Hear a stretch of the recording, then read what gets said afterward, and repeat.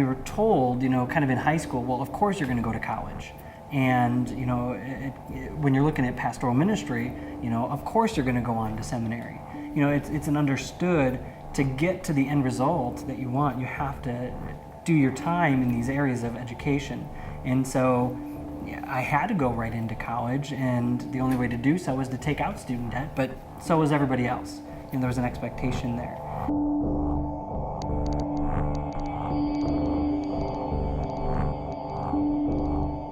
My friends in undergrad, and across the board, people just they're just racking up college debt, and there's no real awareness as far as what kind of effects this is going to have long-term financially.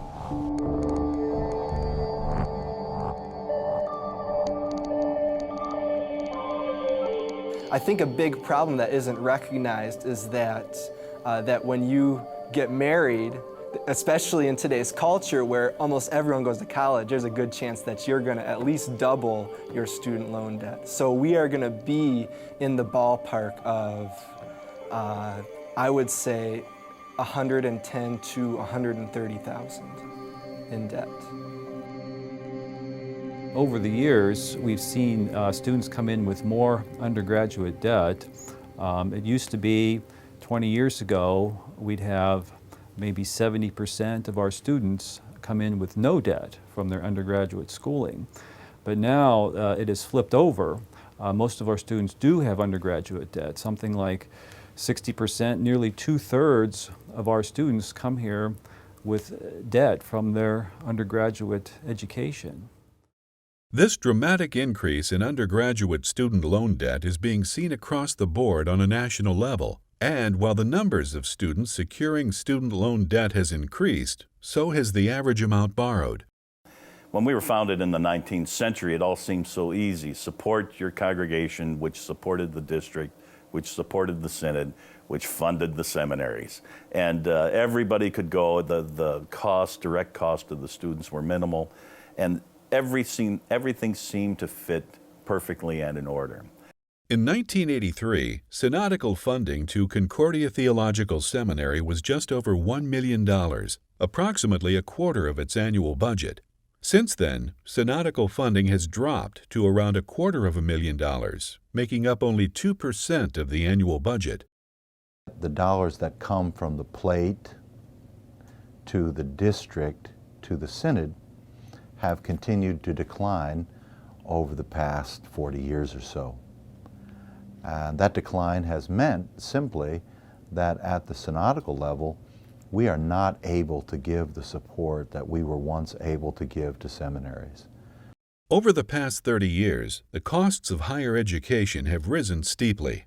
Concordia Theological Seminary has experienced a similar increase in educational costs. This, coupled with a substantial decrease in synodical funding, has resulted in an increased financial burden on the student, a burden which is often eased by student loan debt. I mean, there is just not enough funds provided by these other resources, and at minimum wage jobs, you can't afford to work your way through school and expect not to get a student loan. Those things don't happen anymore. The financial burden on the student is more than just tuition. Included in the cost of attendance is housing costs and food, books, fees, transportation, and health insurance. You have the cost of classes, you have the cost of living, and everything that goes along with that, with gas and then food and all that kind of stuff, rent.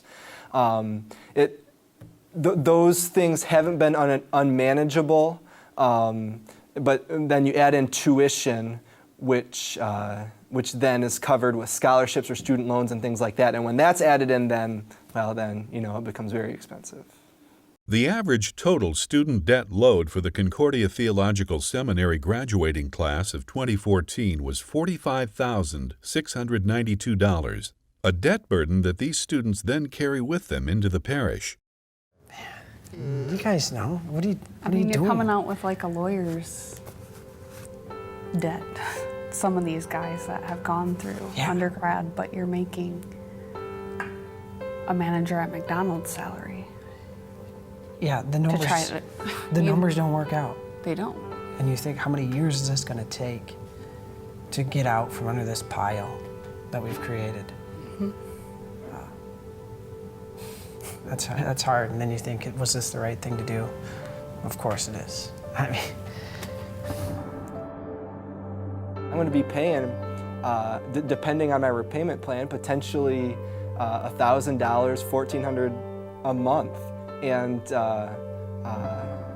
I mean, and that's it's a huge temptation to give into anxiety and fear and doubt in that, and so in that sense, it's a huge spiritual burden as well.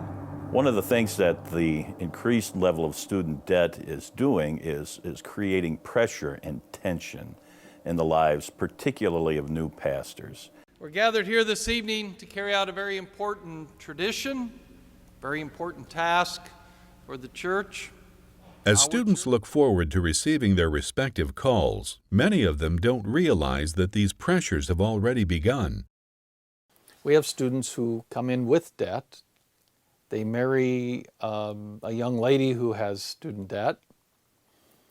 Together they have too much debt to begin with, and of course they bring in more. And then when it comes time for placement, I have to be very careful not to put them in a situation in which they cannot afford to be. Grace, mercy, and peace be yours through Jesus Christ our Lord. As they begin adjusting to life in the ministry, the pressure can soon become very real.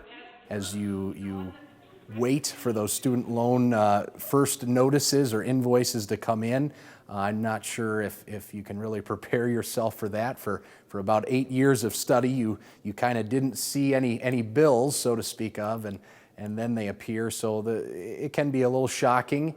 So they go into their parish and they find that rather than being able to concentrate 100% on serving God's people and reaching out with the gospel, that they are also terribly, terribly confused and burdened with this whole question of how am I going to pay for this and what does this mean for my family. Just thinking about my own schedule and week on the hours that a parish pastor joyfully puts in, to come home and worry about this minimum $600 a month bill can certainly perhaps take some joy and some energy out of the work that the Lord has tasked you to do as a pastor. In the end, it is not just the pastor that feels the pressure. These things all, of course, affect the congregations in one way or the other. Some of it's tangible, some of it's intangible, but it does, the ultimate people who suffer in this will be the congregation. And that's where, if you will, trickles down to the congregation. It matters. You want your pastor to have nothing between him and he being God's under shepherd to you, your children, and your loved ones.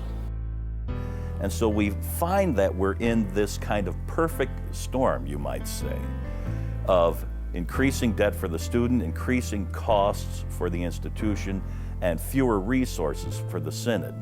And that tension that we all then live in must be addressed. And finding the right answer, that is the challenge.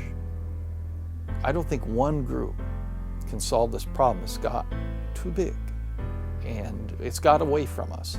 It's going to take the whole synod working together. But I think that can be done. I think we're getting frightened enough by it, if you will, to where we will do it. And so this is a problem that needs to be addressed. It needs to be addressed quickly because every year that we fail to address it is another year that we have pastors going out who have huge amounts of debt. And so it needs to be addressed immediately, not just for the sake of these pastors, but for the sake of the welfare of the church as a whole. It is a huge necessity that our congregations realize that this is a serious need, that the financial burden on the pastors coming out of seminary, it can be significant, and in our case is significant. And we rely on our congregations to make financial donations and to support us, whether that's through the student adoption program or to support the students coming out of your own congregations and encouraging them and knowing that you play an important role in the financial picture of our congregations and of our pastors. If one kid wants to come to the seminary and it's where the Lord wants him, we want him to be able to do that without the concern of the debt that will overshadow him when he graduates. So that there will be those generations to come, our children, our grandchildren, our great-grandchildren, who will also have faithful servants of Christ who teach the faithful, reach the lost, and care for all, for the sake of the gospel, that they may know Christ and enjoy the salvation he has won for them. To learn more about the Lilly Grant Project for student loan debt, or to find out how you can help, please contact us at Concordia Theological Seminary today.